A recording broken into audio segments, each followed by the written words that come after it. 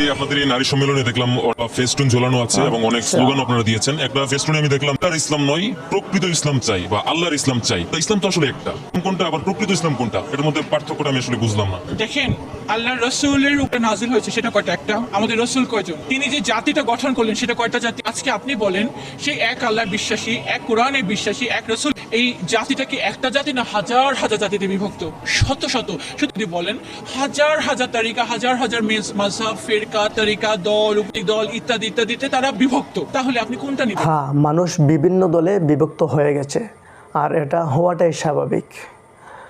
আমাদের প্রিয় নবী হযরত মুহাম্মদ মুস্তাফা সাল্লাল্লাহু আলাইহি সাল্লাম 1400 বছর আগেই এই ব্যাপারে ভবিষ্যৎবাণী করে গিয়েছেন।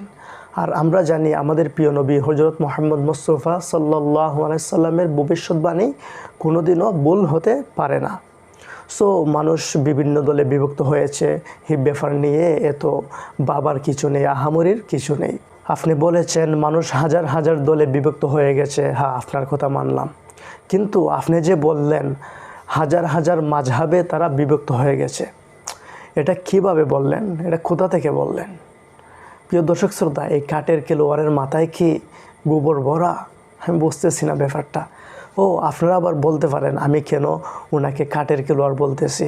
তো আমি প্রথমে যখন ফেসবুকের মধ্যে এই ভিডিওটি দেখেছি, ভাবলাম এই ভিডিওটি নিয়ে একটি প্রতিবাদী ভিডিও বানানো দরকার। তখন এই বুদ্ধিজীবীর নামটা আমি খুঁজতেছিলাম, নামটা খুঁজতে খুঁজতে আমি কমেন্ট বক্সে ঢুকার পরে দেখতে পারি প্রথমেই একজন কমেন্ট করছে কাঠের খেলোয়াড় কেন এখানে। তো আমি ভাবলাম প্রথমেই যেহেতু এই কমেন্টটা পেয়েছি, তাহলে আমার মনে হয় তার জন্য কাঠের খেলোয়াড় নামটাই বেস্ট হবে। লিখেন আপনারা আবার আমার কমেন্ট বক্সে লিখেন না কাঠের খেলোয়াড় মানে কি। আমি কিন্তু এইসব ব্যাপারে কোনো কিছু জানি না। তো চলুন সামনে আর কি বলে শুনি। সাপোজ একটা, আমি যেহেতু নারীদের বিষয় বলি, নারীরা পর্দা করবে, এটা তো সবাই বলে, কিন্তু পর্দাটা কতটুকু করবে? একজন বলবে আপাদমস্তক ঢাকবে, আরেকজন বলবে না ঢাকবে কিন্তু মুখটা খোলা রাখবে, আরেক দল বলে যে না পুরাটুক ঢাকবে চোখ খোলা রাখবে, আরেক দল বলে সব ঢাকবে খালি হাতের কবজি পায়ের কবজি। আপনি কোনটা নেবেন?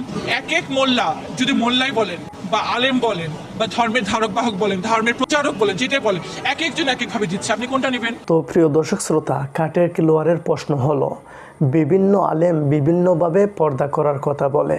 এখন এই কাঠের খেলোয়াড় কোন আলেমের কথা শুনবেন, কোন মোল্লার কথা শুনে পর্দা করবেন? কাঠের খেলোয়াড়ের প্রশ্নের উত্তর হলো যেই মোল্লা বলবে পায়ের তালু থেকে মাথার চুল পর্যন্ত, এমনকি চোখ হাতের নখও দেখা যাবে না, এমনভাবে ডেকে রাখতে হবে, এই মোল্লার কথাই আপনি শুনবেন। তো প্রিয় দর্শক শ্রোতা, চলুন এই কাঠের খেলোয়াড় সামনে আর কি বলে শুনি। আপনি নেবেন সেইটা যেটা আল্লাহ বলেছেন কোরআনে, রাসূল করেছেন তার জীবনে, এটাই হলো প্রকৃত। তাহলে সেই প্রকৃতটা আপনি কোথায় পাবেন? আলেমদের কাছে পাবো আমরা। আলেমরা তো এক একজন এক এক দিকটা বলছে। এক আলেম বলছে মুখ দেখা যাবে, একজন বলছে দেখা যাবে না, একজন বলছে হাত মোজা পড়তে হবে, একজন বলছে পড়তে লাগবে না, একজন বলছে যে প্রজেক্টরের মাধ্যমে ইমাম সাহেবকে দেখলে নাজায়েজ হবে কি হবে না, একদল বলছে হবে, একদল বলছে হবে না। তো আপনি কোনটা নেবেন? তাহলে কি সব আলেমই ভুল? যেহেতু তাদের ব্যাখ্যাগুলো রাসূলুল্লাহর সেই রাসূলুল্লাহর লাইনে না, রাসূলুল্লাহ যা করেছে তার সম্পূর্ণ বিপরীত, আমি ধরে নেব সবাই ভুল। আচ্ছা, সব আলেমরাই ভুল। তো কাঠের খেলোয়াড়ের কাছে আমার প্রশ্ন হলো সঠিক আলেমটা কে? তোমাদের হিজবুত তাওহীদের লুচ্চা সেলিম নাকি ওই বুইরা কাটাসটা? একটু জানাবেন। আচ্ছা প্রিয় দর্শক শ্রোতা, সামনে আর কি বলে চলুন শুনি। প্রুভেন রাসূলুল্লাহ জীবনে যখন তিনি নবুয়ত পেলেন, তিনি যখন শিক্ষা দিলেন, দ্বীনের শিক্ষা দিলেন, নারী পুরুষ সবাই এটা গ্রহণ করেছে। নারীদেরকে তিনি উজ্জীবিত করেছেন, উৎসাহ দিয়েছেন, প্রেরণা দিয়েছেন, এবং রাসূলুল্লাহর সামনে বসে নারীরা আলোচনা করেছে। রাসূলুল্লাহর জীবনে তো আমরা দেখি না রাসূলের আর নারীদের মধ্যে কোনো পর্দা টাঙানো ছিল, নারী পুরুষের মাঝেও কোনো পর্দা ছিল, সবাই তো একইভাবে কথা বলেছে। রাসূলুল্লাহ ঈদের জামাতে যখন খুতবা দিচ্ছেন, তিনি বুঝতে পারলেন নারীরা অনেক কথা বুঝতে পারে নাই, তিনি সেই তখন মিম্বার থেকে নেমে যে নারীদের মাঝে যে দাঁড়ালেন। রাসূলুল্লাহ সাল্লাল্লাহু আলাইহি সাল্লামের যুগে কোনো সাহাবীগণরা এই লুচ্চা সেলিম এবং বুইরা কাটাসের মতো নারীদেরকে নিয়ে রঙ্গতামাশা করতেন না। প্রিয় দর্শক শ্রোতা, আপনারা শুনতেছেন এই কাঠের খেলোয়াড় বারবার বলতেছে রাসূলুল্লাহ সাল্লাল্লাহু আলাইহি সাল্লামের যুগে কোনো নারীরা পর্দা করতেন না, এখন কেন পর্দা করতে হবে? এই কাঠের খেলোয়াড়ের প্রশ্নের জবাব হলো কারণ রাসূলুল্লাহ সাল্লাল্লাহু আলাইহি সাল্লামের যুগে সাহাবাগণদের মনে তাকওয়া ছিল, তারা আল্লাহকে ভয় করার মতো ভয় করতেন। তাছাড়া প্রথম পর্দার বিধান চালু না হলেও পরে ঠিকই পর্দার বিধান চালু হয়েছে। এটা কি এই খাটের খেলোয়াড় দেখেনি, নাকি পর্দার বিধান চালু হলে লুচ্চা সেলিম আর বুইরা কাটাসের লগে পূর্তি করতে পারবে না, এইটা ভেবে এই বিষয়টা গোপন রাখতেছে? আপনারা কমেন্ট বক্সে জানাবেন। যাই হোক, সামনে আর কি বলে শুনি।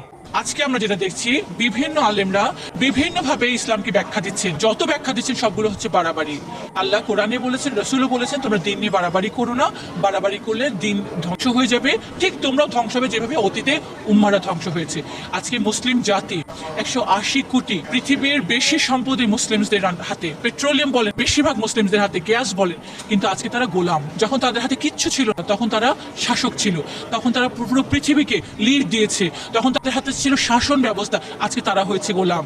তখন তারা ছিল বিজয় জাতি, আজকে তারা পরাজিত। তারা তখন সমস্ত মানব জাতির অভিভাবক হয়েছিলেন, যতটুকু এরিয়া তারা শাসন করেছেন, তারা সবাইকে ন্যায় দিয়েছেন, সুবিচার দিয়েছেন, শান্তি প্রতিষ্ঠা করেছেন।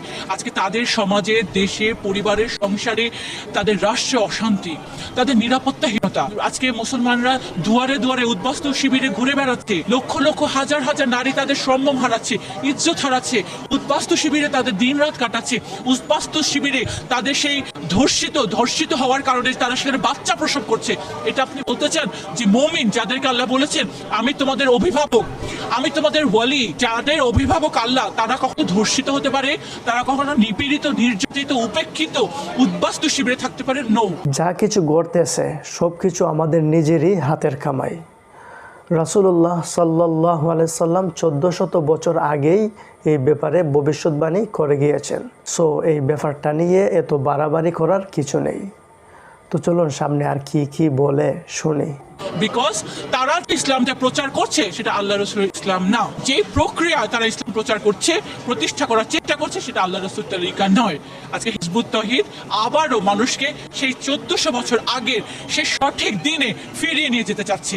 এখন আপনি বলতে পারেন যে 1400 বছর আগে গেলে তাহলে আমাদের ঘোড়ায় চড়তে হবে। নো, ইসলাম হচ্ছে লাস্ট কোড অফ লাইফ। এটা একটা সিস্টেম অফ লাইফ।